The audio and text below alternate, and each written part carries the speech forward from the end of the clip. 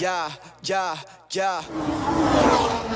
I'm in a race with time. I put my life on the record, always giving it effort at night. I'm always restless, this music's a life sentence. Perfecting my craft in seconds, the essences of the earth. Used to make the world turn, people earn was not deserved. While the weak get knocked down, got people losing their health. This evil's making me mad, I hope I make my father proud. Devote my life to writing raps, I hope I'm on the right path. Spending years of my life that I could never take back. So nod your head to the beat, if you ever had a dream. And everybody else around you just never seemed to believe. That sound exactly like me, I was right in your position. So listen close what I'm saying, don't ever give up your visions on the real. I never saw people doubted I would make it this far, but I'm proving them wrong.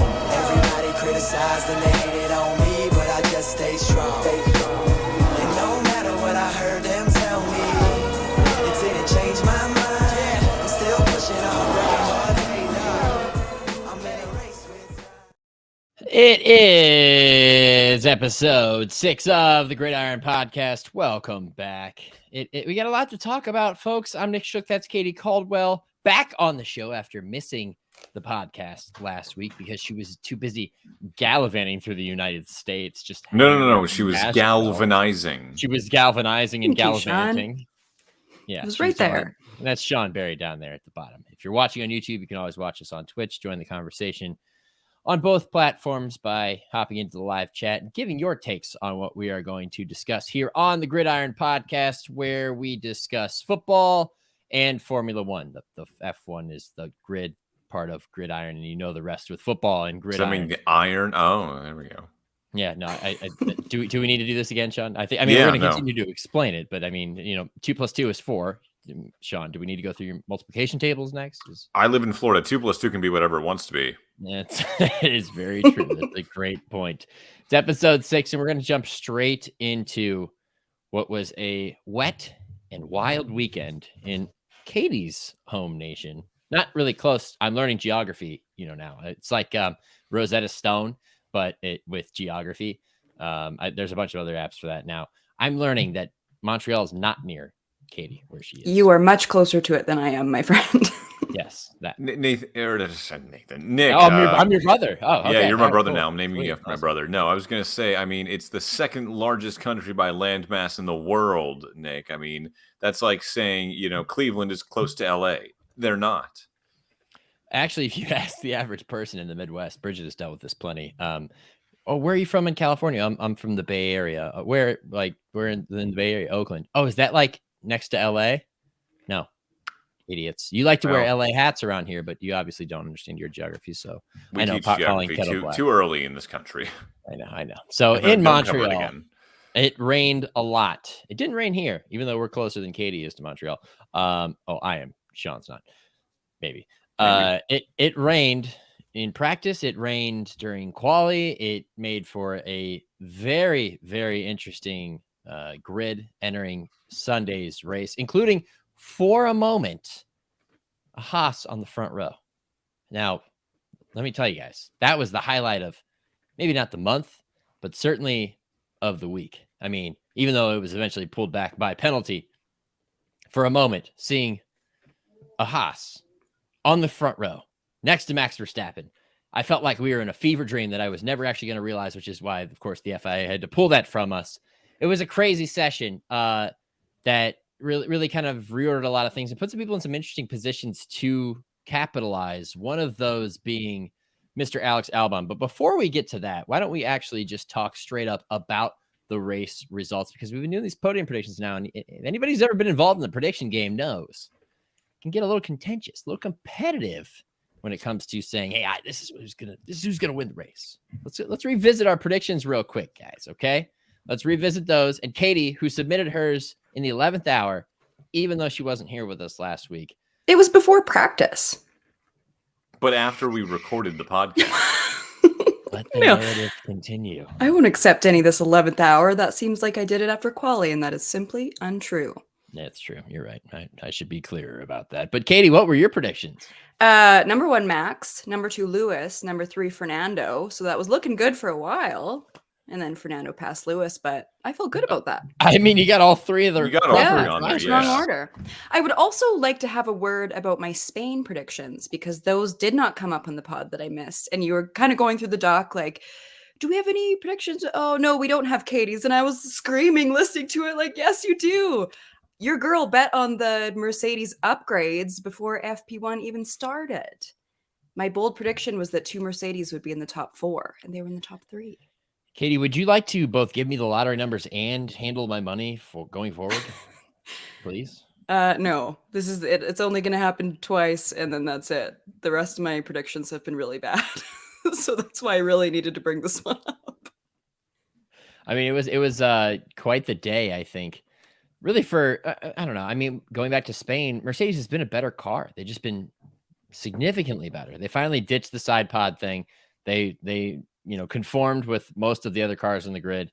Well, they didn't ditch the side pod. That was their problem to begin with. Well, yeah, literally speaking, yes. They ditched their old design for something with more girth to it, in a matter of speaking. There's certainly more mass to those sides. It is girthy. For all the critical thing, Nick.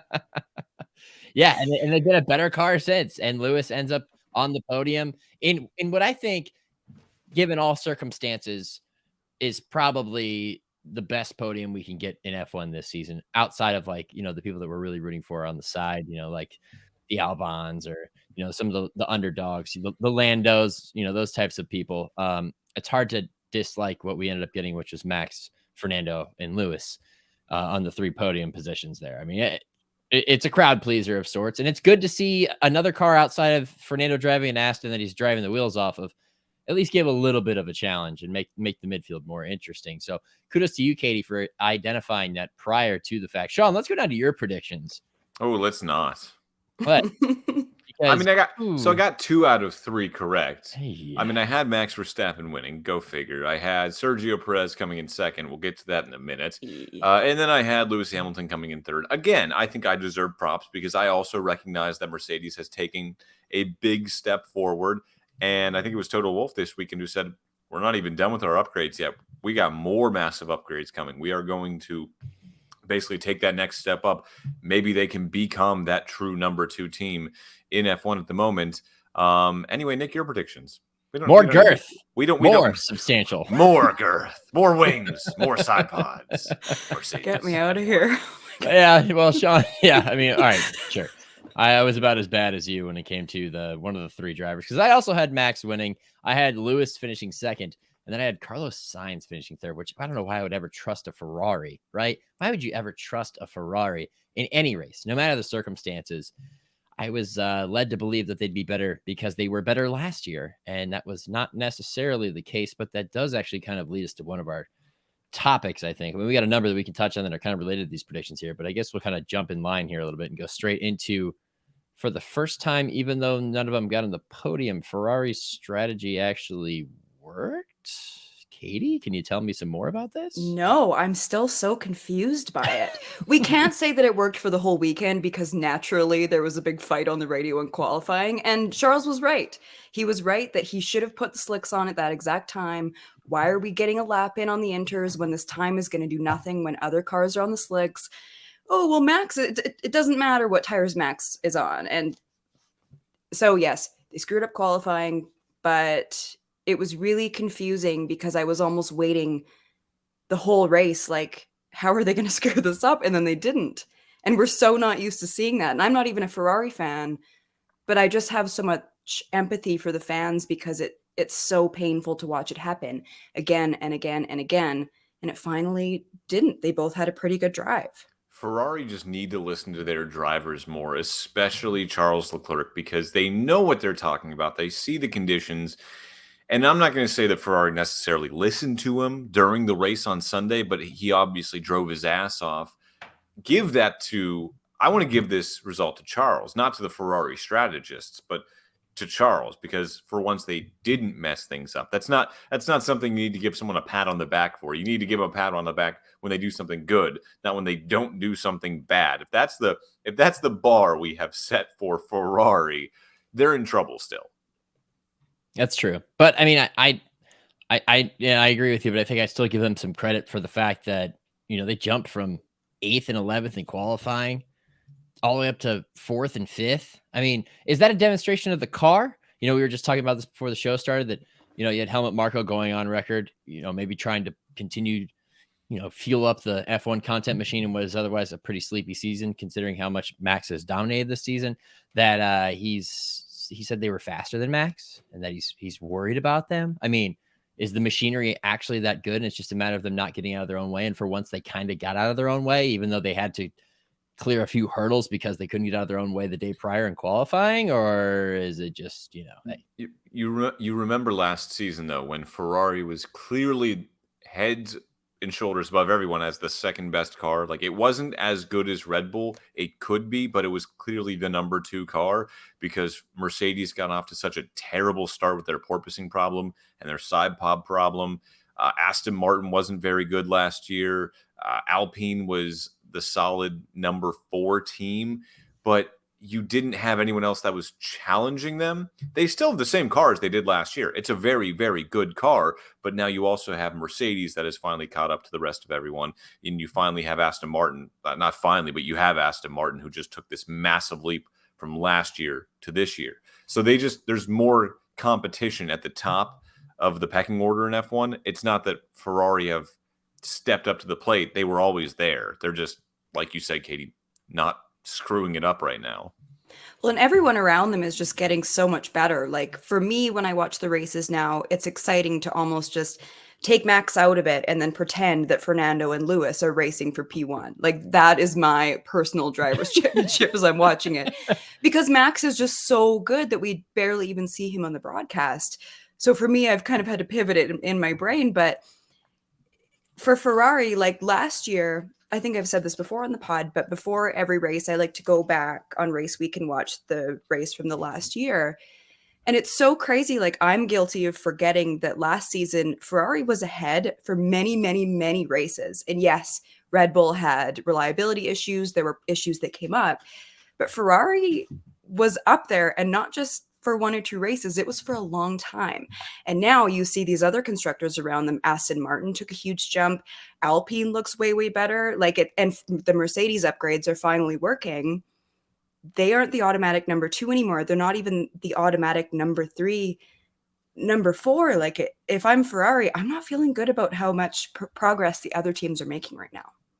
Well, it kind of levels the playing field behind Max, because even Checo's having a hard time getting through a lot of them, right? I mean, even though he's in equal machinery to Max, he's not driving the car as well as he is, which I don't know if that's necessarily like, I'm wearing a Max shirt, so you're like, oh, he's going to be, it just shows how good of a driver Max is. I don't know if it's necessarily the case, or maybe it's more Checo just struggling with the car. Everybody has their own preferences the way a car drives. Just ask Lewis about how bad that Mercedes was last year when George was essentially outperforming him down the stretch. So it's all about preference and everything else. But it's interesting that when you do get the Mercedes in there and you get the Aston in there, and then it adds more competitors. It makes for a more captivating midfield than we probably had even a few races ago, to the point where, lap 20 something on Sunday, you have, Fernando hitting the DRS and getting around Lewis, and then Lewis charging right after him and almost getting another pass before Fernando ended up clearing him.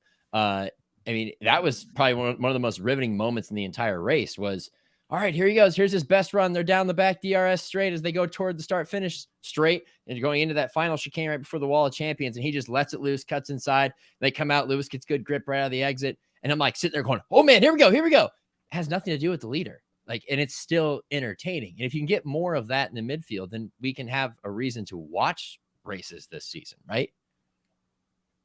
I'm happy the midfield is really exciting, because sometimes, I don't know if this is a bad take and I get roasted for it, but sometimes greatness can be really boring. It's just the reality of it. When the Patriots win every year, and that's different because it's a team, there's kind of more that can go wrong. But like Lewis, when he was good for so long, it just wasn't as exciting because you just felt like you knew who was going to win the race. And he'll always go down as one of the best in history. Like, greatness isn't always super exciting, but then we'll look back and it's magnificent that we got to witness it. But in the moment, you might not always think of it that way because you want to show up on a Sunday to a really exciting race. So I am grateful that there is a lot of excitement around it, and that there's drama between Max and Checo. I don't think Checo should be this far back. There is so much to still talk about. I think I was going to say our next point. Go ahead, Sean. You go back to the year before Max won his won, in air quotes, his first F1 title. And you had that battle in the midfield for number 3 between McLaren, Renault, and who was the third team? Racing Point at the time. So you had that great battle that came down to that last weekend in Abu Dhabi when Lando and Carlos were able to, get clear of Racing Point. And you're right, that made the season more fun to watch because we knew Mercedes and Red Bull were going to be 1-2, but the fact that you had 3 teams fighting so closely until the end just for that third spot to be best of the rest, you're right, it was exciting, and it gave us a reason to watch. Another reason to watch, which we just kind of alluded to here in a second ago, is because Max is so dominant and Checo is not. Well, we have a question here from the viewership there. That's my guy Logan saying, is Checo on the hot seat or is he doing exactly what Red Bull wants? I don't know. Let's open it up for discussion here. I don't think they want him, qualifying in the teens and just being so far behind Max. They don't need him this season to do what he did 2 years ago or really even last year. I mean, the guy already has 2 race wins this season in the first 5 races. So he's shown what he can do with that car, but 3 straight races, no podiums. When you're a Red Bull driver, that automatically puts you on a hot seat. You look at what happened to Pierre Gasly. You look at what happened to Alex Albon. They weren't scoring podiums. They weren't as close to Max as they should have been or could have been, and they got canned quickly. Red Bull is not afraid to say sayonara, and they might just be saying konnichiwa after this season. You see what I did there? Or they might be saying g'day. I don't know. G'day. I don't think it's necessarily either of those categories, though. Like, I think for them, a perfect world would be he's competitive enough, but not so competitive that you have to worry about them wanting to be a 1A, 1B. Like, in a perfect world, I think Max goes out and he dominates, and Checo is always there, maybe a second, maybe a third, maybe P4, but you kind of always want him to be in the top 2, 3, 4. But in what world was Checo realistically a 1B? Like, yeah, he always says like, oh, I think I can. Wait a minute. He never was. Wait a minute. Did we not have this period? Did we not? Okay, and that's a good point, Katie. But did we not have this period? 4 races ago where we were just talking about that? Was there not a period last season where we were talking about this? But it wasn't actually going to. Like, did you actually ever believe, Nick, that Checo was going to, for 23 races, be toe-to-toe with Max Verstappen ever in your wildest mind? But I think it would have been interesting enough that maybe it got close, and it just hasn't. And it's really fallen off a cliff. I thought it would be closer than this, to be honest, because you're right. Like I said, 3 straight races, no podium. That's the thing that's probably irking Helmut Marko and Christian Horner the most is, all right, we know you're not going to beat Max, and we really don't want you to, but we also don't want you to be finishing, 10th, 11th, or like qualifying 13th. Like, enough of this. Yeah, because isn't the goal still to win the constructors title? Like, yeah, drivers championship is obviously number 1, but it's the constructors title that matters. Like when Max won the first one, Mercedes still won the constructors. It wasn't until last year that Red Bull won both after Mercedes had been winning both annually. That's not good enough. Even if you're going to get the driver's title, that's still not good enough. And the results that we've seen from him, especially in qualifying, he's just had bad weekends. Like, yeah, he finished 6th in this race. And, that was pretty good considering where he started. But at the same time, that was all kind of a product of their strategy, the performance of the car, everything else going on around them, that he was able to get up to that point. That's not the competitive number 2 driver that you want that is going to be able to win the constructors, especially if Mercedes is going to be, pretty consistent throughout. Because, like, let's face it, guys, we're still pretty early in the season. Like, I know it feels like it's a foregone conclusion because Max is going to run away with it. But we're still pretty early in the season when it comes to constructors. And if George and Lewis, which George obviously did not hold up his end of the bargain this past weekend, if they're both pretty consistent and they're both finishing top 6, top 5, get a few podiums, maybe a few of them, maybe they sneak in and win a race because things, go haywire elsewhere with Max. Maybe his car fails or he blows the tire, on the front stretch at Baku a few years ago. Then it might get interesting. And that really falls on the fact that Checo is not holding up his end of the bargain. And at that point, like you alluded to, Sean, got to consider making a change. It feels like at this point, he's been in racing long enough. I think I saw something about how he I can't remember exactly what the stat was, but it like went back to his first career start or something that happened like 11 years ago for him in F1. He's been around for a long time. This is not a team that usually attaches itself to older drivers. Maybe it's the number 2 sometimes, but in recent years, they've been all about the younger drivers. I feel like we're like on this slow march toward finding a replacement. Okay, but so going back to what you just said, they don't attach themselves to older drivers. They did this year. They brought in Daniel Ricciardo as not a reserve driver, a quote unquote third driver. So if you do can Checo after the season, which he's under contract through the end of next year, not this year, do you make a change? Do you buy him out and do you bring back Daniel Ricciardo in, or do you hand the reins over to Yuki Tsunoda? I think Yuki's body of work is still too early because he has had a good start to this year. You need to see how he does with a full year in that crap car. Yeah, it's a sexy pick because he is like Mr. Consistent right now. He's doing what George did at Williams, but like at the same time, you brought back Daniel for a reason. Oh, well, I mean, the reason right now is that he can go do an alternate broadcast with Will Arnett. Did anyone watch that? I did not. Oh. It was bad. No, I caught the ending tag where he just goes, "That's Daniel Ricciardo. I'm Will Arnett. Thanks for watching." And then it went back to whatever was on ESPN. That was it. It felt a little awkward. It felt a little like Will Arnett is so funny and he wasn't really leaning into that. Like it felt like he was kind of trying to be the like professional broadcaster, and then Daniel, like we've seen him be so comfortable on camera and so funny and so charismatic, and I think it was just a little awkward. Like, and I think even like Peyton and Eli on Monday Night Football, they have such a rapport for their whole lives, but even that felt a little awkward right at the beginning. Like I feel like it was just something that they weren't necessarily set up to really excel right away. Like it just felt okay. Yeah, we got a comment from Logan. He said Marshawn was great, rest was meh. Marshawn is good in anything he's ever placed in because that man can do no wrong. Well, because he's his authentic self no matter the role. Yeah, it just felt a little clunky, and like it could grow into something wonderful because I think those two are both really funny and just really great on camera. But yeah, I was listening to a podcast with Dax Shepard, F1 with DRS. And he's really, really knowledgeable and really funny, and he knows cars inside and out. Like he's been a huge F1 fan forever. And I just feel like someone like that who has a really close relationship with Daniel Ricciardo already would do a really great job in that scenario, because so much of it is about your partnership and the chemistry that you have with that person. Because there's a lot of just kind of dead air when you're doing a broadcast like that. Is there anyone that doesn't have an F1 podcast right now? It's so in right now. Damn. Okay. Well, that's it for the Gridiron Podcast. Well, Signing 6 off. episodes in, we're out. Well, see you never. It's been fun. We'll go back to football or whatever. Just do. No one has football podcasts either. Yeah, my guy Madden says me. Laugh my ass off. Yes, I know you don't have a football podcast. Check out Madden on Twitch at @madchef_. He's a great guy to hang out with and watch him play video games.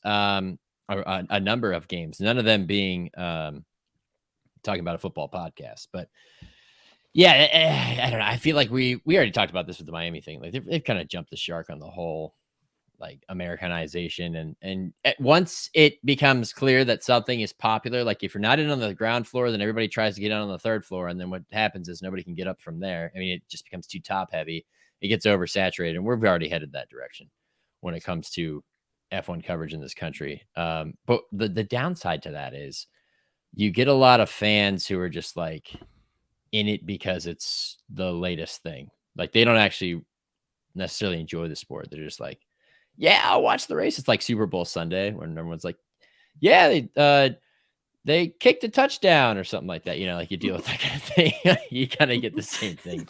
I did a story a couple of weeks ago with an Indy 500 driver, and he just runs a racing school, around Tampa. He's from here, and I said his racing school is formula cars. So I walk in, there's all these deconstructed cars with they're like mini cars. Like they got the wings on them though, and they've got the spoilers. I'm like, oh, these are really cool.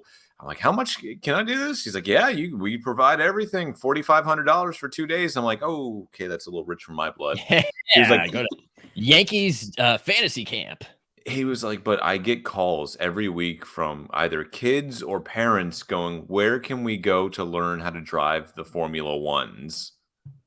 And he was like, and I got to tell them, like, do you have $1 billion of personal wealth? Then give it up because it ain't happening. Yeah, how rich are your parents, kid? That's great, dude. Where do we go to learn how to drive the fast cars we see on Netflix? He was like, it's all that Drive to Survive. He's like, and they all want to come here and be Formula One drivers, but it's not going to happen. Just like, yeah, well, at least they're signing the checks, man. I mean, yeah, to do your little fancy camp. Yeah, that's accurate. Logan, meanwhile, said, me. That's why I watch you guys. Because we do football. Careful, Nick's going to invite a fourth on this podcast. That's how Katie wound up on here. Yeah, he didn't even get my consent. He just announced me as a third I didn't get co-host. anybody's consent. I didn't even get. I just told Sean, by the way, we're adding a third host, and Katie apparently didn't know either. And then I was just like, "This is our new co-host." It's worked out. I mean, come on. It has worked out. No, it has worked out. You just got. By the way, did we skip? Did we give a damn? No, we do that later. Oh, okay. We can start now, but I didn't want to start with that. It feels good to get through the slow period of the NFL, but we can put it in different parts of the show, right? Let's talk about the most fun thing from the weekend in Montreal before we wrap this up, which is Alex Albon is Katie's new prime minister. Absolutely. That was so fun to watch. That was such a joy. That's what I put in the rundown, is that Alex Albon, Canada's new prime minister.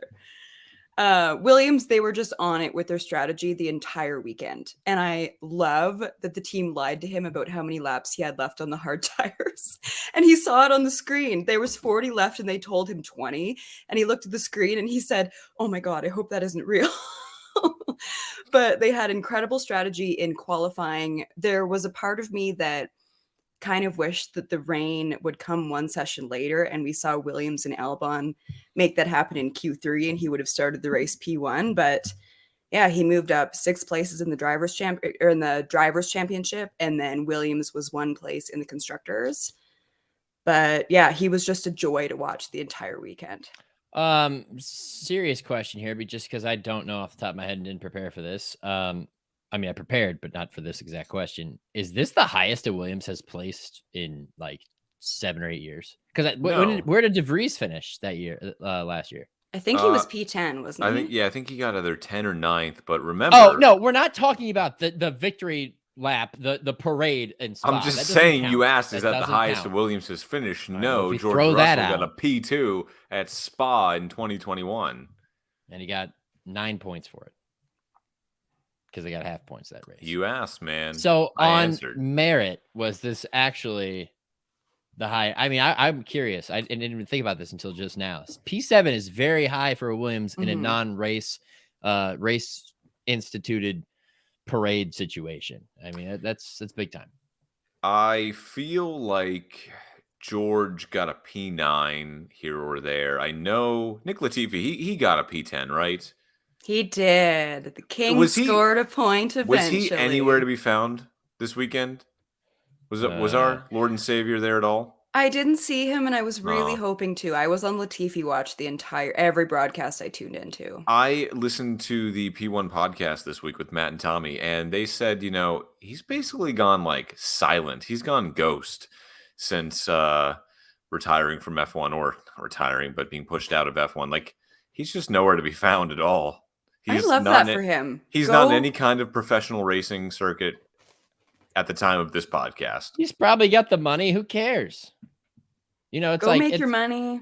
Go live your life on an island. Actually, guys, what would you do if you just had all the money in the world right now? What would you do to pass your time? Katie, would you guys still be doing this podcast? No. Instead, we'd be holding weekly virtual happy hours, which is essentially what these are anyway. Wow. That's why I could Sean remove myself podcast, just for the money. Yeah. For the money we're not getting paid. Right now, without leaving the studio entirely, I'd remove myself just for the effect. My God, I feel so hurt. You don't like hanging out virtually, man? What the hell? I said you made a new friend? I said we would be doing a virtual happy hour. Yeah, actually, that'd probably be more fun. Jenny redeemed yourself. That's come on. I still like hanging out with you guys. We could do it if I had all the money in the world. I could fly you anywhere, and we could do it from a different location every week. That was the correct answer the first time. Now there we talking. Go. Yeah, I didn't know. I don't know why I didn't think of that. Not screw a virtual happy hour. We're going to go to a real one in Honolulu, and then next weekend in Tokyo. All right. Do we have anything else we want to speak about here with this race? Yes. Go ahead. About Alex Albon, I have one more really important. About Alex Albon. Solo on Katie.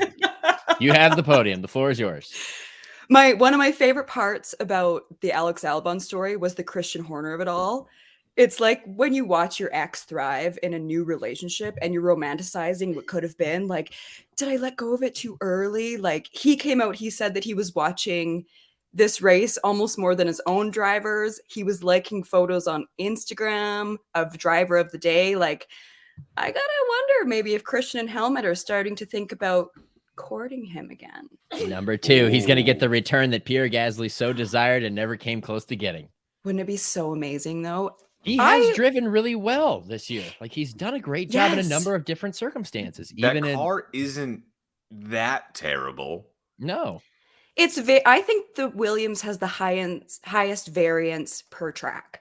Like, I think it's the one that is so dependent because their straight line speed is so good. We saw that with the Alex Albon constant DRS train that just nobody could pass him. But yeah, on the corners, they just struggle so much. So yeah, that to me is the highest variance per track. Well, their team principal said that they were 3 to 5 years behind in terms of basic facilities. Like he just came through and realized like, oh my God, there's so much work to be done here.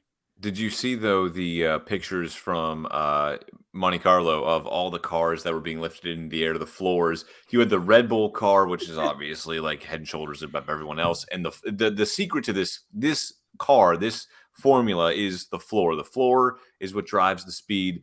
And you had Red Bulls, and then you had Mercedes, and then you had the Williams car. And the underside of that car was as smooth as a baby's bottom. It was like, I knew we forgot something on that car. They have no floor design whatsoever. It's like if you turn over a Matchbox car of a Formula One car, and it's just smooth. It's just like as flat. As even some Matchbox cars have a little bit of texture down there. It's like, did they forget to just do a floor? Period. They're sponsored by Fisher-Price. It's just one big piece of plastic. That's what it kind of looked like. Mattel toys. It's like, what? Like, well, we now know why Williams sucks. Like, they have no floor design whatsoever. No arrow on the floor. Well, doesn't it make Albon just that much more impressive, though, that he can do that with that car? Yeah. He knows how to drive. Alex knows how to drive. Wasn't it until about a year or two ago that they didn't even have like an LCD display on their wheel in their car? Like you'd see the cockpit display. Yeah, they had every other car. A butterfly wheel. Yeah. Yeah. They had, and then because like everybody's got like the basic, open rim type of thing, but they had the butterfly wheel without the display on the wheel. And they just had like little, like almost like analog clock numbers, like, or digital clock numbers in front, like the real basic stuff you would have seen in a car in the 90s. And it's like basically still their setup. I remember seeing that and being like, God, they really are poor. I can't believe they haven't moved on from this yet. You are poor. By the way, we have one nice suggestion here for our future post enriching. When we all get rich, we become super wealthy, and we just turn this into a happy hour. Big B says every time Sean talks, you take a drink. That will be our drinking game. We would be dead within the hour. I think I could hang for a bit, hour and a half. I think I could do the whole pod. I trust you. I definitely. I'm a Western Canadian. We can hang. We learned something today. Western. I don't know. I don't know. I don't know. Is that like Florida man? Right over my bald head. No one is like Florida man in the world except Florida man. Australians come kind of close. Yeah, that's like Florida man light, I would say. Diet Florida man. Florida man, 0 sugar. Shasta man. All right, let's shift gears away from football with everybody's favorite segment of the show. It's time for another rousing edition of Do You Even Know? Today's contestant in Do You Even Know is none other than the lady who has returned from her American excursion. That is Miss Katie Caldwell. Katie, today's topic of choice. Is it the CFL? Canadian sports trivia. Canadian sports trivia. We're honoring the Great North, the True North strong and free, because it was the Canadian GP and Canadian football started up this week. So, yeah, as Big B said, we're going to test if you even know. Sean, first question. Let it rip. All right, Katie, we're going to start you off easy here. CFL started up this week, but do you even know which CFL team has won the most Grey Cups and how many? Is it the Ticats? The I what? don't know how many. She was saying the Hamilton Tiger Cats. The Tiger Cats? Oh, is it? Do they shorten that to Tie Cats? Yeah, Yeah. it's like slang, like Niners or 49ers. Yeah. Seems... Uh-oh. The guy quizzing doesn't understand. Oh, John, God. do you even know? Do you? I do know. No, the correct answer is the Toronto Argonauts with 18. Oh, man. Well, they've had a billion Grey Cups, so that is... Well, and that's what happens when you only have like 3 teams in the league. All right, Katie, 0 for 1. Off the same side I was last Crushing week. it. Moving on to number 2, Katie, with another question coming from Sean. All right. Katie, there are 4 Canadian greats that have won 4 gold medals at the Olympic Games. I'm going to need for you to name 2 of them. So to phrase the question to go along with this game, do you even know 2 Canadian athletes that have won 4 Olympic gold medals? Scott Niedermeyer? No. Okay. I'll give you 4 guesses because there are 4 of them, but you just need to get 2. So there's guess number 1. Okay. Scott Niedermeyer. Chris Pronger? No. Probably not Sidney Crosby. Sidney Crosby? He has not won 4. No. No. You're really close, and you're right. you're gonna kick yourself if you don't get this right. Oh, I know. I keep forgetting that the Pyeongchang Olympics didn't allow NHL players. Zoom in. Ooh. No, there's too much pressure. Zoom out. Big moment here, Katie. God. Claire Hughes? Actually, hold on. No. Would you like to phone a friend? No. So, fellow Canadian, Madden is chiming in.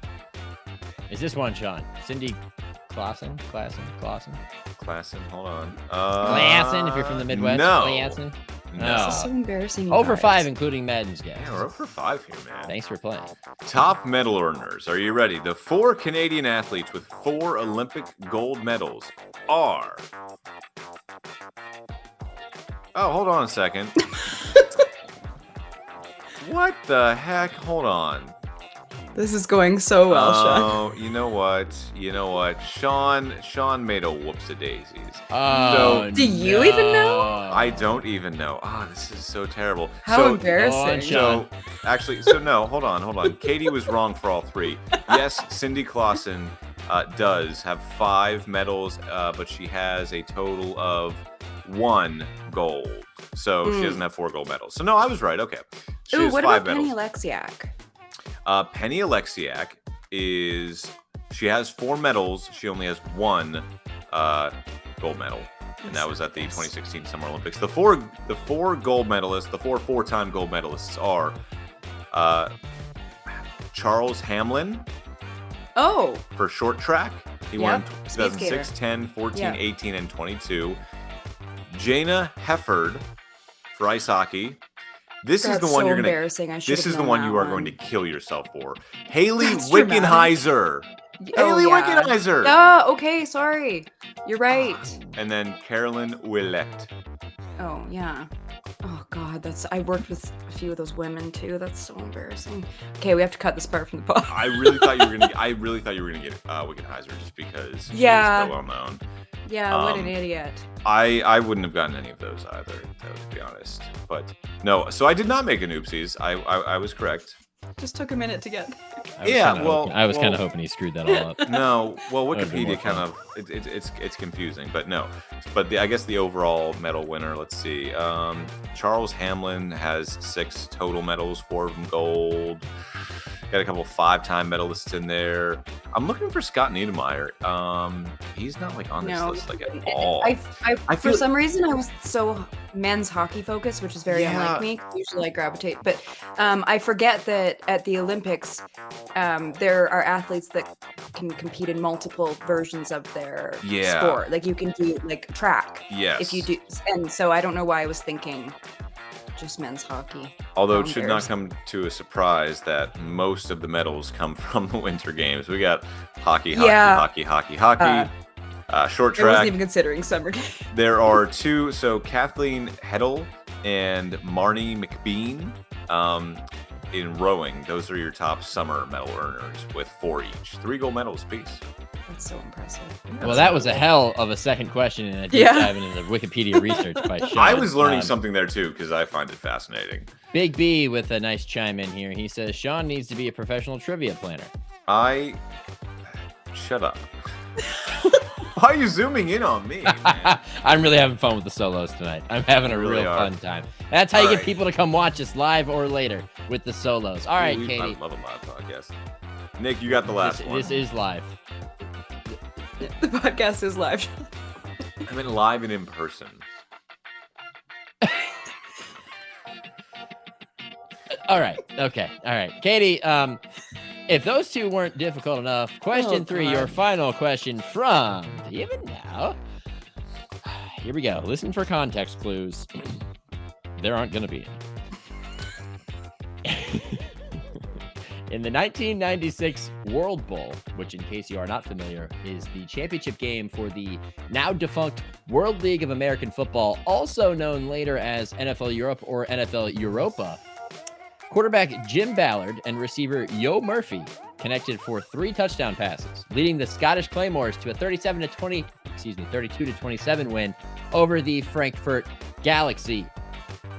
Each of these players listed spent time in the Canadian Football League. Name one of the teams that either of them played for. Rough Riders. You get wait, how many teams are in the CFL, Sean? I don't know. Do I look like I watch the Canadian Football League? I mean, you know you enough. Should. It's pretty nice. All right, the Rough Riders is wrong. Well, actually, technically, damn it. Did okay, she get it right? So, well, she took a shot in the dark and she kind of got it right because she is correct. He did play for Yo Murphy did play for the Saskatchewan Rough Riders in 2007. Knows. He culminated his career as a member of the Riders Grey Cup winning team in 2007, and then he promptly retired. He came back to the CFL. That was his second team in the CFL. He signed with the Renegades. Then he went undrafted in the CFL dispersal draft of 2006. Mind you, he'd been playing football for a long time at this point. So he did finish his career with the Rough Riders. Katie, can you tell us why you picked that team? Because at one point, I think there were different versions of the Rough Riders. Like, I think they would have the Saskatchewan Rough Riders playing the, Edmonton Rough Riders or something. You're right. So I figured that was the safest bet. And the Rough Riders are also, a really sought after. If you're in the CFL, it's kind of the team that's cool to play for. Because it's just such a big deal. I think it's people from Saskatchewan earmuffs, but I think it's all they have going there. So yeah, which I don't understand because I don't understand Canadian geography still, but I'll take your word for prairies. It's right in the middle. It's just like a big rectangle of prairie and CFL. Man, I have a pop quiz for you guys. Do you know which CFL team Dwayne "The Rock" Johnson played for? The Argonauts. Yes. No, the Calgary Stampeders. You got it. Yeah! Add it to my tally! Add it to my tally! Absolutely not. But you did get it. That was a fun bonus point. That doesn't count for anything. Jazzed up right now. I told you guys I texted this to you, but when I was at Epcot on Saturday, they had little quizzes you could take along the way, and I stopped in Canada and tried to answer all the questions. I did pretty well, except for the girl behind the counter was like, all right, name all the provinces and territories of Canada. And I'm like, all right, I got this. I can do this. And I was like going from like east to west, and I was nailing it. And then she's like, "You're missing one province and 2 territories." And she's like, "You're missing the Yukon, you're missing Nunavut, and you're missing the last province." I'm like, "What's the last province?" And she's like, "It's where I'm from, New Brunswick." And I was like, "Oh, I'm sorry. You personally offended Never her. heard of it. I'm sorry." Well, Sean, if you really wanted to offend her, did you tell her that you actually skipped over the Canadian part the first time through? Yeah. Talk about offensive. What did I skip over? When you text us and you said, "I'm at I Epcot," did. and I didn't even go into Canada. Well, we passed. Sean, are you like, just trying to hurt me? It was starting to rain, Yes. so we dipped right into England. Okay, whatever. It's fine. Notably Yes. non-rainy England. Yeah, I was gonna say that's fitting. Okay, it's notably rainy Florida. It's all Florida. Yeah. Okay. All right, we're done with this. Katie, good job with David. Now She you got one at the end there, out yes. of 3. Nick sent me that question, and I was like, "Oh my god, this is way too hard." Well, I made it easy at the end. I just wanted to throw her off by giving her like a very complicated setup, and then just be like, "Name a CFL team." They're probably on one of them.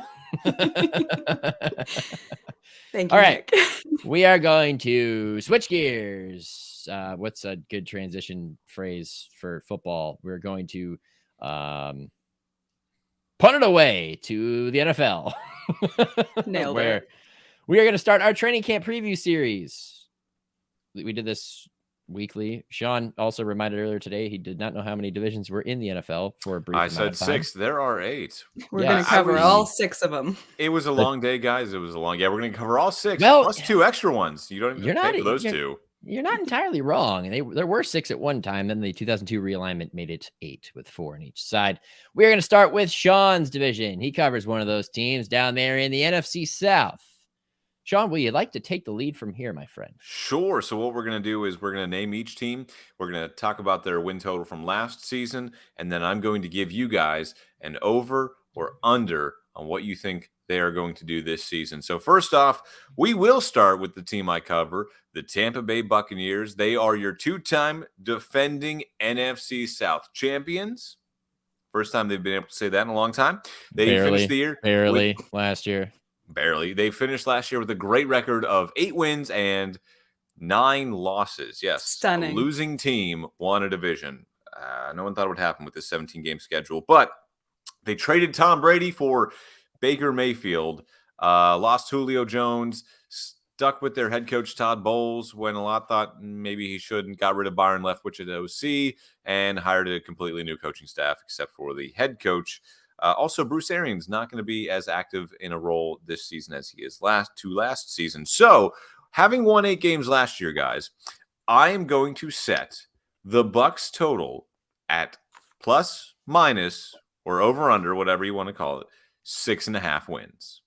Oh, yeah, baby. Right in the edge of getting fired and barely hanging on. Oh, yeah. So here we go. Here's their schedule. Week 1 at Minnesota. Week 2 versus Chicago. 3 at home against Philly. 4 on the road at New Orleans. Then they get a bye week. Then they head to at home against Detroit. At home against Atlanta. On the road to Buffalo. On the road to Houston. At home against Tennessee. Road San Francisco, road Indianapolis, home against Carolina, on the road against Atlanta, on the road against Green Bay, home against Jacksonville, home against New Orleans, and they finish off the season on the road at Carolina. Do you see 6 wins in this one, guys? I'll tell you, I see 3 losses in their first 4. I see 4. I'll explain that in a minute, yeah. I actually think so here's the thing. I talked about this at length with some people down here. I think the Bucs start 0-5. I think they start to hit the panic button week 2 with a weird loss to Chicago. And I think maybe they think about turning to Kyle Trask and getting rid of Baker Mayfield, or at least benching him. I think this is going to be the kind of season they're going to have. You're going to see Kyle Trask at some times. You're going to see Baker Mayfield at other times. Again, like I said, over under 6.5. I'm taking the under because I got them right at 6. One thing I'll tell you about this, Katie, Sean's really good at setting the over-unders like 90% of the time. Like we were pretty spot on last year. He'll set 32 of them, and like 29 of them will be really good, and 3 of them will be like, we disagree. I'm going to go under. as well for everything you just mentioned. To the point where, like, as I tried to run down the schedule, and I hate playing the schedule game, but I think it applies here because this is a team that has weapons and Baker could work with them. The offensive line, I'm not 100% sure that they're going to be perfectly fine. Ryan Jensen still is not 100%. He's They're wearing all pro center. two knee braces. Can you confirm that? 2 knee braces, Sean? I did not see him wearing any knee braces, but the only time I saw him last week, I was not at minicamp. I saw him at a Cuts for the Cure fundraiser. Yeah, he's not going to wear knee braces there. Yeah. I'm going to go under and like maximum 6, maybe 5. First month is tough. That Eagles game is going to be a bloodbath and not in the way the Buccaneers want it to go. At least they'll be at home. That's probably not good. Fans will boo them there. It's going to be really rough because this is not an easy schedule. Like the only chance I see of them really winning games are Houston, Tennessee, Indianapolis. Maybe they split with the Falcons, split with the Panthers. I mean, the rest of the schedule, and I don't know what Green Bay is going to be, but there's just not a lot of holes in the schedule where I'm like, yeah, they can win that game. They can win that game, no matter who they have on offense. I think this is going to be the year that exposes all the warts that Tom Brady was hiding. If last year didn't, this is going to be the year in which it does. I don't know if it's necessarily a reckoning, but there is an interesting kind of two things going here at once where the Buccaneers are trying to take their first steps into the post-Tom Brady era, like life without Tom, who they didn't even expect to get at one point. They know what this is like. They had this with Jameis Winston and Josh Freeman and anybody else you want to list in between there. You can keep going all the way back to the 70s. But at the same time, Baker Mayfield's playing for his NFL future, realistically speaking. He's facing a career of Teddy Bridgewater very soon if he does not produce this year. I think he should already be Teddy Bridgewater in this NFL landscape, but whatever. So I think that desperation is not going to work out well. And by the time they get to the end of the season, Jacksonville, New Orleans, and at Carolina. Yeah, 2 of those 3 at home. But what do we know about Buccaneers fans if they're struggling? I mean, they don't even show up when they are playing well. It's going to be some half-empty stadiums, man, down the stretch there. And those are going to be games that they're probably just going to lay down. And some big changes could be coming. So we're going under. Sorry to take forever. Go ahead, Katie. I'll just start by saying that I'm really happy we're getting this division out of the way first in this exercise. If we could relegate divisions in the NFL, this would easily be my first to go. But I think like the division's wide open, I think, but the Bucs for me, yeah, like I think it's a pretty massive downgrade at quarterback. And I think the other teams in the division. You don't say. Yeah. Well, like there's people that are trying to justify Baker, and like I need to truly see it to believe it for a pretty large sample size because I've just never been a big fan of Baker Mayfield. But the other teams in the division got better, even if just marginally, and the Bucs got worse. So I have 6-11 as my record, so I'm going to hit the under. I think you hit the nail on the head. Everyone else in the division, if just marginally, got better. The Bucs did not. You had a massive downgrade at quarterback, still a little banged up. Their offensive line wasn't great last year, and it's going to be very similar this time around too. So yeah, good thing. Any intel on Dave Canales, Logan wants to know. Interviewed him a few times when I worked for the Seahawks, but it seems weird they hired him without any play calling experience. That was a huge talking point, Logan, when he got hired down here, that he had never had any play calling experience. But from everything I've heard out of minicamp and watched out of minicamp, he is instituting a very fast-paced, fluid offense because, again, you don't have Tom Brady back there anymore. You have Baker Mayfield, possibly Kyle Trask at some point this season. You have a young running back now in Rachaad White. They are trying to get the ball out as quick as possible and trying to create space. Think kind of like the Steelers a couple of years ago with Big Ben on his last step. They're just trying, exactly, Nick. They're just trying to get the ball out as quick as possible into their playmakers' hands and see what can work. That's what it kind of looks like to me. But all the, at least all the reviews, all the Yelp reviews coming out of minicamp were that Dave Canales is a good So you're saying 3.5 stars gonna outlive his ranking despite bad business in years 1 and 2. Yeah, possible. Yeah, pretty much. Okay, because that's the Matt Canada experience in Pittsburgh. Although I think they're headed in the right direction. So. That's another discussion for another day. All right, Sean. Next on this list is the Carolina Panthers, who, like every other team in this division, not named the Buccaneers, finished last season 7-10. They had the number 1 overall pick. They went up. They got Bryce Young. They got Adam Thielen. Obviously, they started last year with Christian McCaffrey. Don't have him anymore. Who was the wide receiver they sent to DJ Chicago? Chark. No, they got DJ Chark. They got DJ Chark, but who's the one they sent? DJ Moore. DJ Moore, thank you. One DJ for another DJ. So they again, this is a team that I guess they technically, I mean, they have a better quarterback. They have upgraded at quarterback, definitely. But at the same time, Adam Thielen, DJ Chark, I don't know if that's going to do anything for you. So they won 7 last year, but I'm also going to set the line at 6.5 for them this year. They have a rookie quarterback, a good defense, but what else? Oh, I'm hitting the over on that one. What I tell you, Katie? What I tell you? Yeah, 29 out of 32. I gave you credit too soon.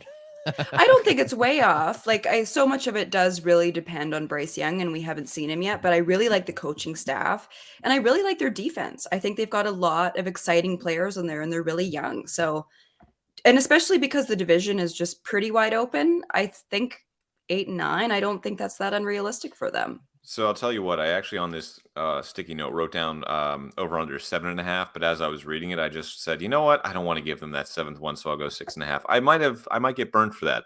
But here's their schedule, by the way. They start off on the road at Atlanta, home against New Orleans,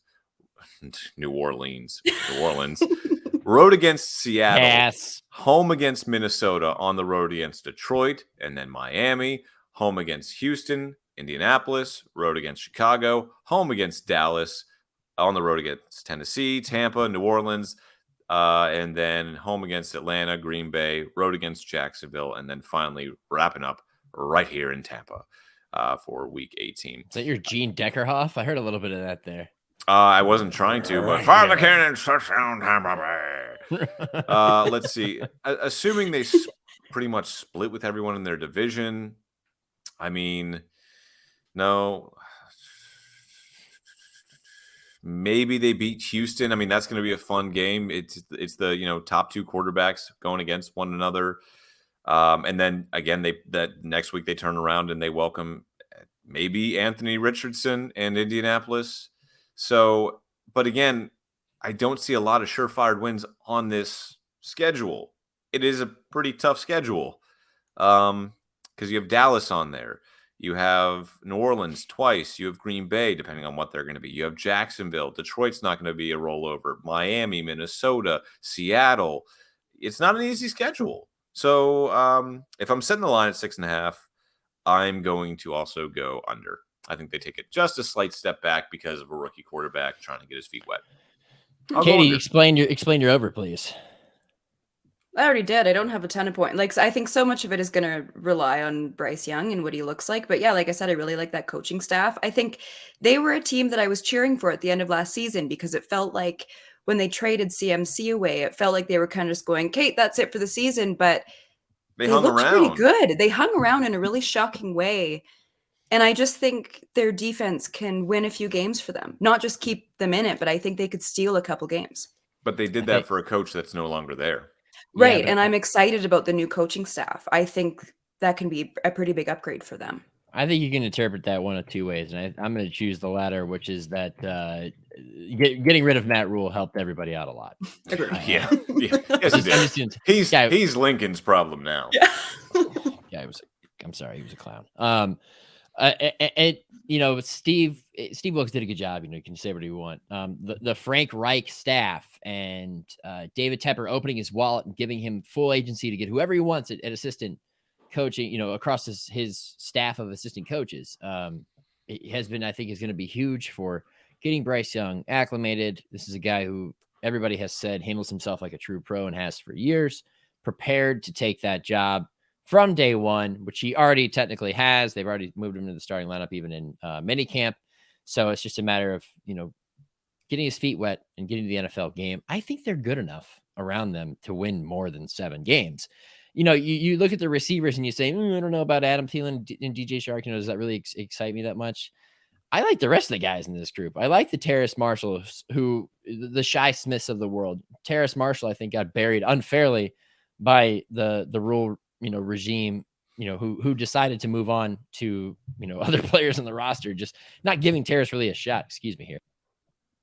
But I like the rest. This is a defense that was very competitive the last few years. You know, you added some studs back there with Von Bell. You get J.C. Horn back as long as he can stay healthy. You know, you have Brian Burns coming off the edge. You got Shaq Thompson still at linebacker. Frankie Louvu, one of the most underrated defensive players in the NFL, in my opinion. Derek Brown is going to end up on a lot of players ready to break out lists this year. It's a group that kept them afloat in the last 2 years while their offense struggled no matter who was playing quarterback. And I think if you've answered quarterback and you feel like you have enough weapons on the offensive side of the ball, which you went and got Miles Sanders to pair with Chuba Hubbard, I think they'll be more competitive than people think. You get Hayden Hurst at tight end. I like this group. You know, I think that they're better than 7 wins. I'm not saying they're going to win 11 games, but in a wide open division, I think they are going to contend with who is likely the next team on our list for this division and surprise some people. So you're going over? I'm definitely going over. All right, he's going over. I mean, it's 8 wins. The Buccaneers won 8 wins last year without being able to move the football until the final 2 minutes of every game. Fair point. But you did allude to it already, Nick. Next team on our list, the New Orleans Saints. They won 7 games last year, went 7-10. I think this is the team that probably just upgraded the most this year. They got Derek Carr. They have a healthy Michael Thomas. Still have Alvin Kamara. And you have Chris Olave, who is, in all respects, one of the best young NFL wide receivers in this league. So I'm giving them the benefit of the doubt this time around. I'm saying, you know, over under 8.5 wins. They won 7 last year. I think I'm setting it pretty easy here for them because I think this is the team that a lot of people are going to pick to win the division. So I'm setting it at 8.5. And well, actually, let me read their schedule here before I say. I think you know I'm going to say over, but I'm not saying it yet. Saints start at home against Tennessee, then on the road against Carolina, Green Bay, at home against Tampa, on the road against New England, on the road against Houston, at home against Jacksonville, on the road against Indianapolis, home against Chicago, road against Minnesota, bye week, on the road at Atlanta, home against Detroit, Carolina, and New York. Those could be 3 big weeks. And then on the road against LA Rams, Tampa, and then finally wrapping it up at home against Atlanta. I definitely see more than 8 wins on this schedule if Derek Carr can just kind of relax a bit and, you know, find himself again. So this is my pick to win the division. I'm going over 8.5 for the New Orleans Saints. Go ahead, Katie. Okay, yeah, I'm going to take the over. I have 9 and 8 for them. And I That's agree, about what Sean. I'm riding with too, yeah. Yeah, with what you were saying about the receivers, I totally agree. I think they could have the best passing offense in that division. Derek Carr, I think, is the best quarterback for now. We don't know how long before Bryce and if Bryce Young could take that, but yeah, they've still got some guys on defense. They might be aging a bit, but their offensive line looks all right. Like, it's not going to take a lot to win this division. That's it exactly. I think it's just pretty wide open for anybody that wants it. It feels like last season it was like the hot potato that nobody wanted to win that division. Damn, just when I was you're not doing great with the Zoom here, Nick. Anyway, well, you went over, I went over. I'm managing a number of things here. Am I safe to assume it's going to be 3 for 3 here? Here we go. Look, I'm just going to in and out. All right, anyways. Amazing content for the audio listeners. Yeah, really. Nick, over under 8.5 wins for the Saints. Over, baby, way over. I am way over. You know what? I'm gonna solo myself. How about that? I am a huge champion of quarterbacks who are unfairly maligned in football internet culture. Kirk Cousins, Derek Carr, 2 on those lists right now. And here's why. Kirk Cousins is a next-gen stats stud, has been for years. He's a lot better than you think he is just because he's not as aesthetically pleasing in his play, and he's kind of a square. You're not as, you know, excited by his persona and his presence on the field. But Derek Carr is a pretty damn good quarterback. Okay. Now, I think that he got pushed out of Vegas unfairly. I think Josh McDaniels didn't want much to do with him from the beginning. There was really no reason to get rid of him by the end of the year. Derek didn't necessarily lose them many of those games. It was more of a team failure overall. He's had good years. He's led them to success when everything else around him has been stable and or better. And I think he's walking into a situation in New Orleans where he's going to get exactly that, which is, as you said, Chris Olave, Michael Thomas if he's healthy, Rashid Shaheed, the undrafted guy who surprised a lot of people. You got a number of other studs on this team in Juwan Johnson. You got Foster Moreau off the scrap heap from Vegas. He's, gotten a good prognosis on his situation with his battle with cancer right now too. So that's encouraging. Yeah. I'm tired of Taysom Hill, but it's all part of that offense. So we'll deal with it as it comes. Alvin Kamara, Jamal Williams. Did we forget that they signed him this offseason as well? Because he's also there. And you got a defense that's pretty strong. Now, I'm not a big fan of Pete Werner, but he puts together a good PFF grade every year as a linebacker alongside Demario Davis, a guy who is an ageless wonder. Paulson Adebo, kind of an up and down corner, but you've got a really solid secondary there with Tyrann Mathieu, Marcus Maye, Marshawn Lattimore, Bradley Roby, and then Adebo there as well.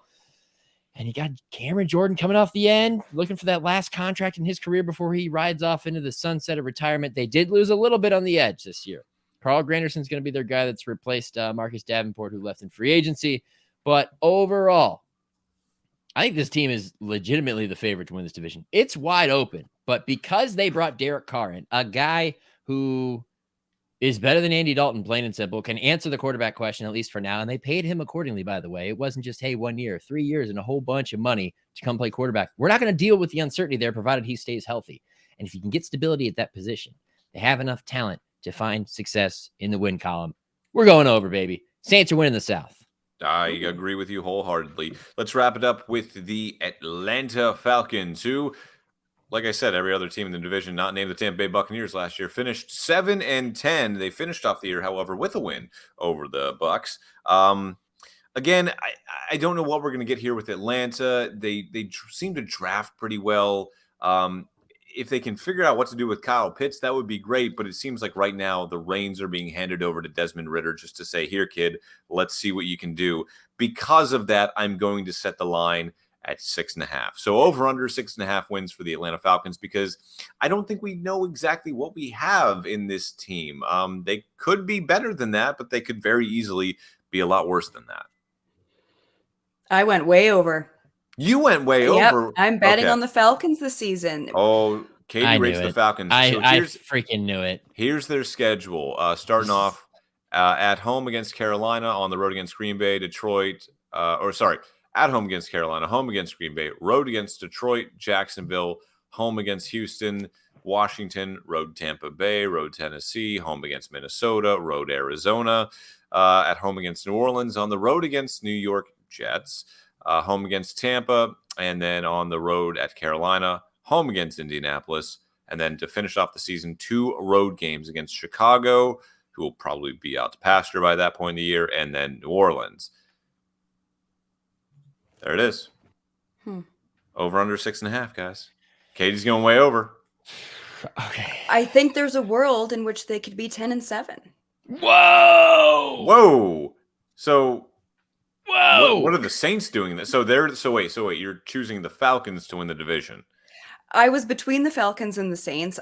My gut still says Saints, but I want to be a little spicy on the podcast. But looking at their defense, it's looked a lot better than it has in a while, which we're not used to saying. The bar is shockingly low for how bad their defense has been for many, many seasons in a row.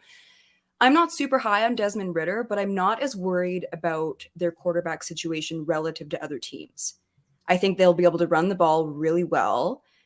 To me, they feel kind of Titans-esque this season, which I think is pretty risk reward. I don't think they're a no-brainer to hit it out of the park, but Bijan Robinson, my guy. There it is. I am a Bijan fan, I am. But I just think their team is a lot more complete, especially on defense, from what we're used to. And yeah, like I said, I think they'll run the ball really well. I've never gone into a season feeling a little bit excited to watch the Falcons, and I'm a little bit excited to see what they look like this year. I'll tell you what. So just reading through their schedule and looking through it, I'll change my answer. I'm not going to change the line, but I'll say over, because I see 7 wins here.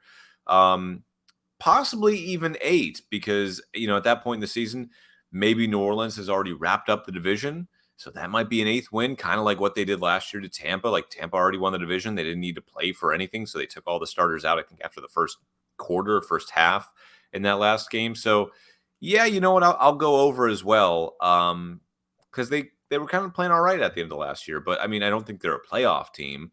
But, yeah, I'll go over, because they'll, squeak their way to, 7 or 8 wins. This is why this is always a fun exercise, and it's because we can be so wildly different in our opinions and our expectations for teams. And oftentimes it's the wildest one on the positive end that ends up producing an accurate prediction. I think the Eagles were in that situation last year. It's difficult because it's at 6.5. You said, Sean, 6.5. I said 6.5. Yeah. Okay. So this is a team that has scratched and clawed its way to 7-10 the last 2 years with talent that was subpar in comparison to every other team in the league. I have a hard time, going against that group. And they also have a pretty nice, front seven. Surprisingly, Calais Campbell was like, yeah, I'm going to Atlanta. David Onyemata. They have Grady Jarrett already. Bud Dupree trying to extend his career there. And they have Adetokunbo Ogundeji, say that 5 times fast, behind him. That was one of my guys that I was looking forward to seeing the next season. AJ Terrell is a stud corner. They got Jesse Bates and Jeff Okuda, although Jeff Okuda was off the scrap heap. But getting Jesse Bates was a big haul for them. They had a productive offseason. They got Katie's favorite player in Bijan Robinson. It all comes down to, I really think, it doesn't really come down to quarterback, though, because Desmond Ridder, they won 7 games by running the ball. They gave up on Marcus Mariota as a passer in week 5. I think it was when they played the Browns and they ran it 12 straight times, went right down the field. They're like, oh, maybe we should just do this. So Katie has a really good point that they could become very Titans-esque and just ride Bijan. The question is does Bijan have the same durability that a Derrick Henry doesn't? I don't know. And I don't think it's necessarily going to be exactly like that. I think it's going to involve Tyler Algier. It's going to involve Caleb Huntley. And even a little bit more Cordell Patterson mixed in there. He's, a guy that can do a little bit of everything. I just want them to throw a little bit more so we can see what Kyle Pitts can actually freaking do. Because oh my God, I know. Free him. Hell, that man is, he is so good, and he is just kind of being restricted. Yeah, I mean, the guy is in receiver hell at tight end, and I don't know if Arthur Smith's ever going to free him because they're so adamant about, we're just going to ride with Desmond Ridder. I mean, it's frustrating because you see the potential everywhere else, but we have seen this work in the past. Now, it hasn't worked in the NFL in quite some time where you're not near elite at quarterback and win a Super Bowl, but it's been good enough to get there. I'm not saying they're going to get there, but I will be better than 6.5 wins. They'll be over because they got 7 wins in each of the last 2 years with nothing. I'm sure they'll do it again. All right. So to recap, for the Bucks, I set the line at over under 6.5. We all went under. For Carolina, I think we all took I think I took under. I don't remember. I didn't write any of this down. Anyway, that's our NFC South preview. Nailed it. Man, we'll stick the landing better next time. We've been at this for an hour and 12 minutes now. Yeah, let's just move right on to hate it or love it. Go ahead. Yeah, I don't care which one of you goes. Just go. Go, Sean. Okay, I found out. We start with hate? Dang it, I had my love ready. You know what I hate? I hate okay, so I went to Disney World and Universal over the last weekend. I hate people that have those double wide strollers that just, as you're walking behind them, just decide to stop in the middle of a very busy walkway and just why? Why did you decide that now is the time to stop, right? When everyone is walking in the same direction, you're like, oh, nope, I think I'm just going to park it right here. No, keep walking in the same direction. Stop being annoying. So if you have a stroller, if you don't have a stroller, just walk smart, people, when you're at these crowded places. I don't know. That was just annoying to me. Katie, you're up next because I don't have anything yet.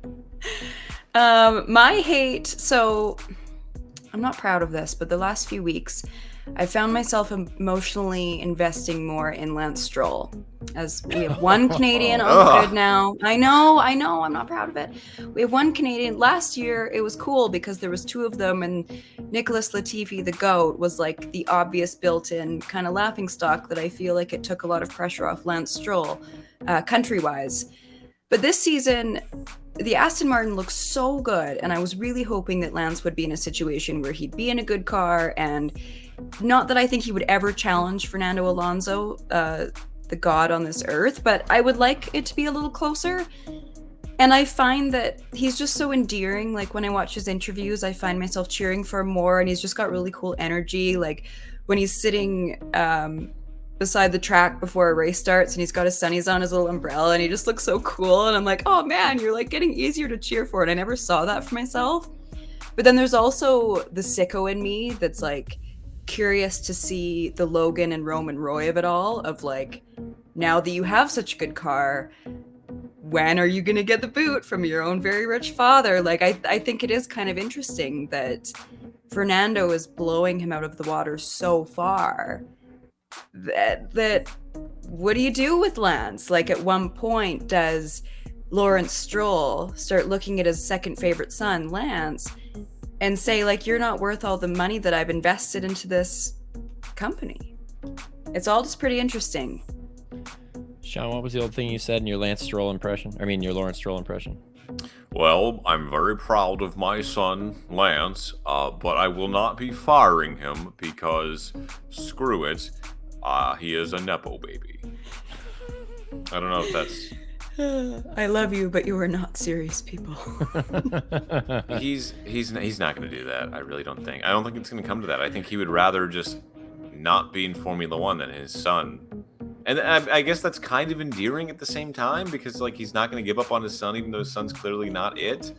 But like, I think, you know, as long as Lawrence Stroll's in F1, Lance will have a seat. See, and I thought that forever, but this season, that's why I said the sicko in me is a bit curious about it, because billionaires don't get to become billionaires by being good, kind-hearted, empathetic people. Is my theory. Even to their own children. Exactly. So I'm curious to see if there ever is a situation where it's not an automatic, because as long as Lance Stroll's been in F1, we've always called that just a closed-off seat. It's an automatic. He'll be in it. But I didn't expect it to be this far apart this season. It's just a little more interesting to me now, but also it's sad that it's interesting because I really like Lance now. What did Logan once tell Kendall? You have to be a killer. You're not a killer. He is not. Lance Stroll is not Spoiler a killer. alert, guys. It was season 3. I mean, my God. It wasn't even... Sean, you're in for a lot more surprises, let me tell you. Things get crazy. All right, yeah. All right, my hate, in case you haven't been able to tell, I just came to this realization here, is close talkers. And the reason I say in case you couldn't tell is because Bridget and I went to a friend's engagement party on Friday and met a lot of nice people. One who conversed with us very passionately. Like, she was very into the conversation and everything for a while. But she crept closer and closer to where we were like pinned up against like the counter in this kitchen. We're like at one point my hand was like leaning on the stool up against this counter, and Bridget was kind of leaning against it, and all you heard the stool go because like it moved. And you turn around, we're like, we don't have anywhere to go. She just gets in closer, and then as she was talking really closely to us, every once in a while she'd stop and cough, and I thought she was just like drying her mouth out from talking so much. Well, 2 days later, I wake up with an itch in my throat, and now Bridget and I are both dealing with what we likely think we got some sort of cold from her. So, close talkers, keep your space. And I don't like it when you nobody likes getting sick. I'm not sick, but a little congestion down there. So that's my hate. What's your love, Sean and/or Katie? Let's go to Sean. Okay. I'm going to keep amusement park related. I found out that I have a love for roller coasters. I was always terrified of them growing up. I was afraid of heights, still am afraid of heights, but over the weekend I just kind of said, hey, screw it. You only live once. I'm probably not gonna die if I ride. You did not just YOLO us.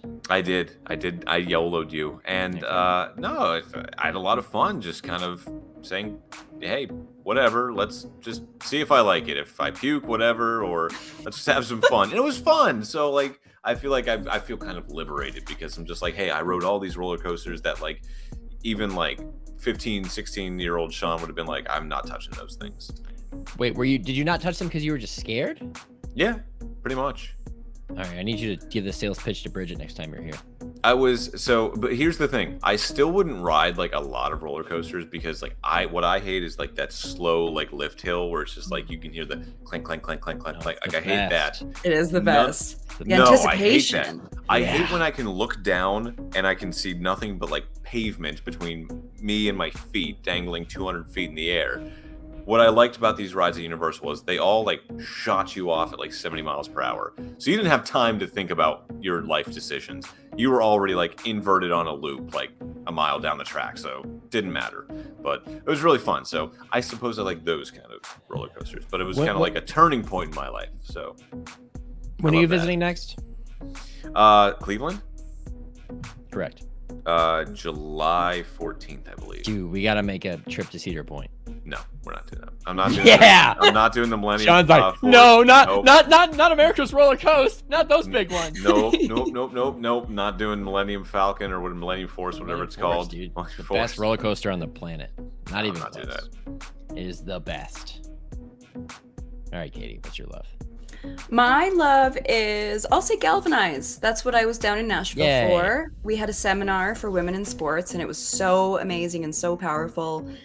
The wonderful, iconic Laura Oakman runs the whole thing. She's a mentor for each of us individually, and she's just so important in this industry and just in this world. But typically we go down for a rookie camp. So the last few years I've done the Chargers. So you go down, you work directly with the team and with the rookies. And the first part of it is working with the women, and then the second part is all the women working with the athletes. And this was the first time we've ever done it where it was just all the women. And usually there's a limit of like 22 of us. And I think there were about 85 of us that had flown in for this. So it was like so magical, so cool. We had so many amazing speakers, like Pam Oliver was there. She is iconic. I got to meet one of my mentors in Coach Lori Locus, the only woman to ever win a Super Bowl on a coaching staff. It was one of those moments where you look around and you can't quite believe that your life is real. And those come by so few and far between, it feels. But yeah, I'm just like so eternally grateful for that network. It's like a big family of women, and it's tough on women in this industry, just point blank. So it's really nice that we have each other to lean on rather than to compete with. So yeah, that's something I'm really grateful for. That's awesome. Cool. It's great. Looked great like fun too. It was so fun. We had a private concert. We all wrote songs with Nashville songwriters. Like, it was like, she knocked it out of the park. So this was not just like some bar crawl in Nashville. This was... No, I did a bit of that. I used to live in Nashville, so as it was one nice. Does. As one does. It's cool going home. Like, I didn't live there for a super long time because the government wanted me out of there. Us Canadians, but you got booted out of the country because you're Canadian? It's very hard to work there. What the hell? Yes. The Nashville Predators tried to hire me in a full-time position. The government was like, she gotta go. The Preds aren't notable enough of an organization, I guess. Are you kidding me? Yeah, it was. What's she gonna have to do? Go work at a Kinko's? Where was Ryan Reynolds when you had to fake marry him? I'm just describing the plot of the proposal here. If that was the case, I would have real married him. Just for good measure. Wait for that. Unfortunately, that opportunity was not given to me. Oh, no, I can't forget her. She's so cool too. What a great couple. Yeah. Yeah, truly. Yeah, definitely. And yeah, go Wrexham. Woo! Yeah. Woo!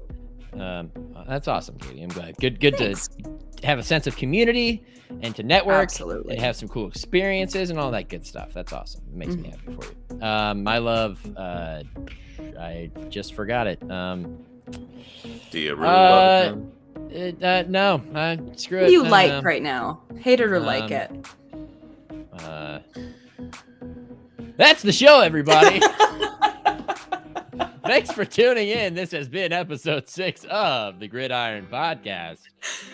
I'm Nick Shook. That's Katie Caldwell. Down there is Sean Berry. As a reminder, you can watch us on YouTube live and after the fact. Same thing with Twitch. You can find me on Twitch at the Nick Shook. That is where this lives on the Twitch side for now until we build a bigger audience. Thank you to everybody who hopped in the chat.